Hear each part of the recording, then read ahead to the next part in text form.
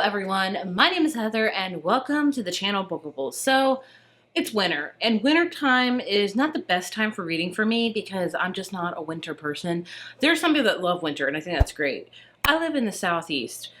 I could never survive living like in the Midwest or somewhere it snows a lot, Northeast, you know what I'm saying? Sometimes I get a little bit slumpish. So today's video is all about books that can help you get out of a reading slump because I'm not in a slump, but I'm kind of getting close to one. So this video is also to help me to try to get out of it as well with books I've already read, but maybe I can think of new ones. Either way, these are just quick, fast books I think that would really help if you're heading into slump territory or if you're already in one and you're like, how do I get out of it? These are just books I think that could benefit, you know, for you to get out of a slump. And these are just my opinions. You could disagree with them, you could agree with them, you know, etc. But either way, these are just books I think that are perfect to help you get out of a reading slump that you can read quickly. So first up, I want to say the most obvious one, audiobooks. Audiobooks are amazing. And if you're like me, you don't get to listen to audiobooks a lot. I have 2 kids and most of the time I listen to what the kids want, and it's usually kids music or, you know, other things my son's into because he goes through a wide array of bands. But sometimes, like maybe every day I can listen to about 15 minutes or 30 minutes of an audiobook, which is great. It's not bad at all. And I'm one of those weird people that listen to it on regular speed. But either way, audiobooks are a phenomenal way to get out of a reading slump because you get to hear, you know, the actual story being told. And one genre I really honestly 100% prefer on audiobook are memoirs. Memoirs are a great way to get out of a reading slump because not only are you listening, not only are you reading somebody's life story, you're listening to it from the person. So it makes it like extra personable and you're extra invested. All 3 of these I flew through, honestly, so I would highly recommend them. The one that got me back into audiobook reading because it was coming out and I was like, I just have to listen to this. That is The Third Gilmore Girl by Kelly Bishop. If you don't know, this is Emily Gilmore from Gilmore Girls. If you're a big fan of Gilmore Girls, I would check it out. Also, she had a big Broadway career ever before, you know, entering Gilmore Girls. She was on the famous Broadway show A Chorus Line. She was professionally ballet, dancer, things like that. It's just a very fascinating read and a book you can usually fly through because memoirs are usually pretty short and listening to them just makes it easier and trust me, it'll get you back in the reading mood. Another book that I flew through that I listened to is I'm Glad My Mom Died by Jeanette McCurdy.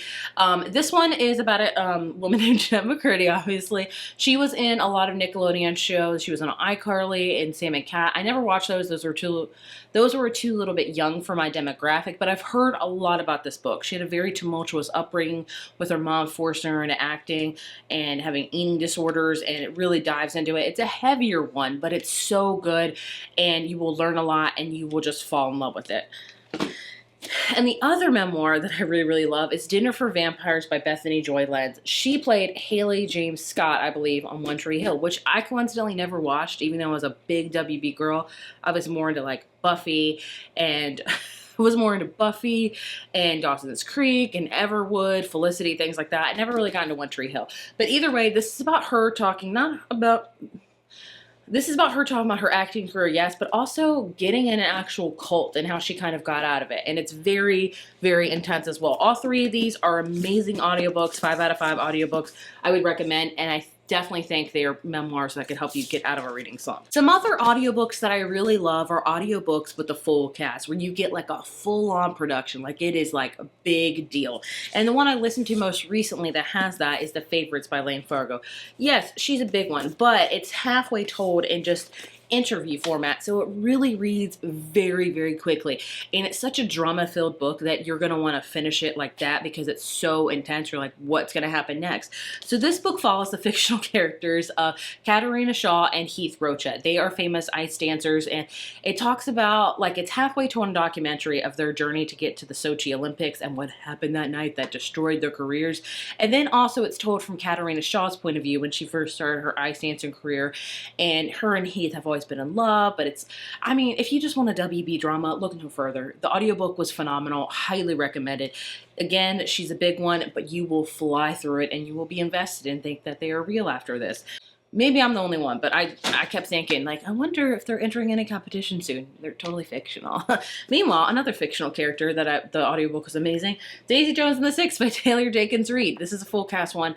And again, you will think that they are totally real. So this follows the fictional band of Daisy Jones and the Six, the rise to fame and then the quick plummet. And this one's told pretty much in all interview format. So we were just interviewing the whole band of what happened to the trajectory. It's very much like a la Fleetwood Mac, where you have like a love kind of thing. And amazing. Highly, highly recommend it. So yes, audiobooks are a phenomenal way to get out of reading something. Whether you do memoir or whether you do full cast, they are just books that you can listen to so it doesn't take extra time.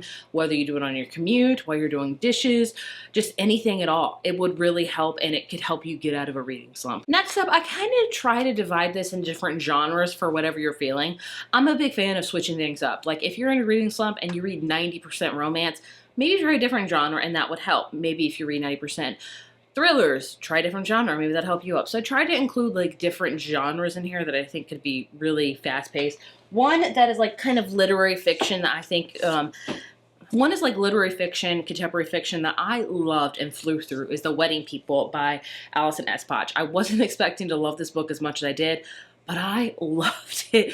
This is about a girl named Phoebe going through kind of a crisis. Her husband has decided to leave her. He's been cheating on her. So she decides to go to this really ritzy hotel they always thought they were going to go to. But apparently she goes there and she is the only person there that's not involved in this wedding. And Phoebe has some plans that will ruin the wedding. And basically it's about the whole week, because it's like a week-long wedding because they're like super, super rich. And her getting to know the bride and things like that. It's a beautiful book about living your life and trying different things, and it's one that you could fly through and that I adored. Fun, short, kind of spy thriller novel. The Blind Identity by Ally Carter was so much fun. The audiobook was also really good for this one as well.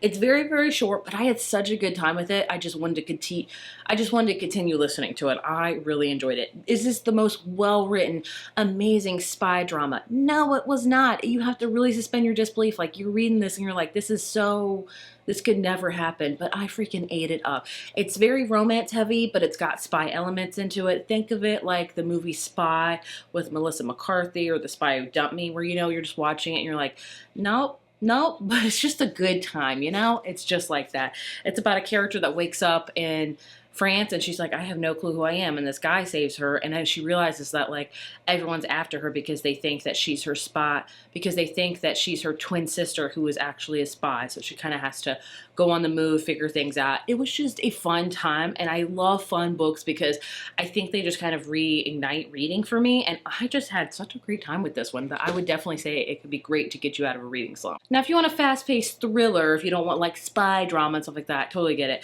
The Night Swim by Megan Golden. Again, another great audiobook because this does have a podcast element into it, which I think a lot of thrillers are incorporating. In fact, we could also say another great one that has the same kind of thing is None of This Are True. Both of these have podcast elements into it, and that's all I'm going to tell you about them.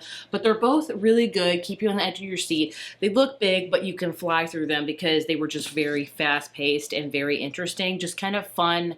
I don't want to say like popcorn thrillers, but kind of popcorn thrillers, just really solid ones. I'll say that. But I think both of these would be great to get you out of a reading slump for sure. For romance, I love reading, if I'm in a slump, going to just a really cutesy one. I don't know why, it just kind of helps recenter me, and I don't know. But either way, Beg, Borrow, Steal, this is the recent release from Sarah Adams.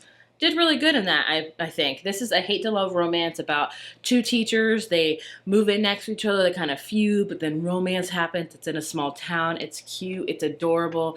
It has a little bit of steamy themes, but it's just really a fast read because you're just so invested in these characters' lives and wanting to see where it's going to go from. And it's just cute.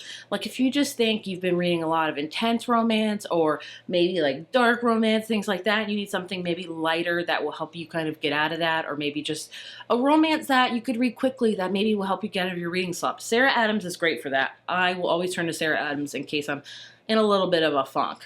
Another one kind of on the same vein as that's just adorable, Ready or Not by Cara Bastone. This was just so sugary sweet cotton candy. I adored it. This is about a character, Eve, who does experience an unplanned pregnancy, so she's trying to go through that, and the person that helps her out through all this is her best friend's brother, Shep, and he is just a cinnamon roll of a character. He is everything and everything, and it's just adorable. Like these two, I think you can fly through because they're just, the romance is so sweet, so cute, and they're just easy to read, and I think that's some of the best times to pull out those books is when you're reading slump. You don't have to really think about it. It's not really hard hitting. It's just a good time.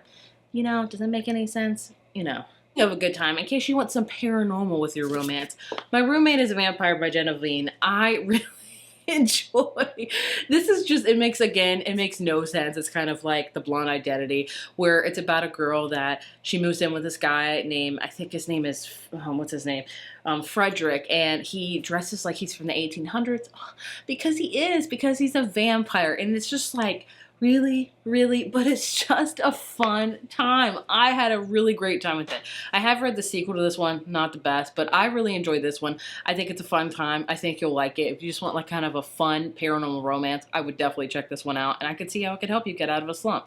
The last category I'm going to talk about is kind of fantasy, and I know that sounds, whenever I'm in a slump, I do not turn to fantasy. I think that's a hard genre for me to read already because usually they're thick. They got a lot of information in them, a lot of things going on at once. You know, it's a lot. I could say Fourth Wing, but you probably already know that, so I'm going to try something different by going with Vicious by V.E. Schwab. This is one of my first fantasies that I read and still one of my favorites. It's a fast, easy read that I don't hear a lot of people talk about as much because it's an older book, understandably, but man, it's amazing. So this is about Victor and Eli, and they were college roommates, and they decided to experiment. Like, could they actually become superheroes? And spoiler warning, they did. But something has happened, and now they hate each other. I want to say Eli is getting out of prison like 10 years later, or maybe it's Victor. I think it's Victor. And that boy's ready to seek some vengeance. This is basically good versus evil, and kind of the line that it straddles, if it does have any shades of gray in it, you know what I'm saying? It's amazing. Highly recommend it. It's got a very contemporary setting with the fantasy in case you're like, I'm not into fantasy with worlds and stuff. This is set in, you know, our time. It's just got fantastical elements into it, and it is amazing. So there you have some books I think that could really help you get out of a reading slump. Now, you could watch this and be like, none of these books are good for that. Or you could say they're good. You know, it's to each person, it's a different thing. These books, I think, if I was in a reading slump, I would definitely turn to. So maybe I'll take my own advice and try to look at some of those on my shelf. But I would love to know what books and what genres you kind of tend to gravitate towards when you're in a reading slump. You know, let me know. Am I the only one that likes audiobooks or going to romance, like a cute one? Let me know. I would love to know what you do because I could use some tips as always. As always, thank you so much for watching, and I will see you in my next video. Bye.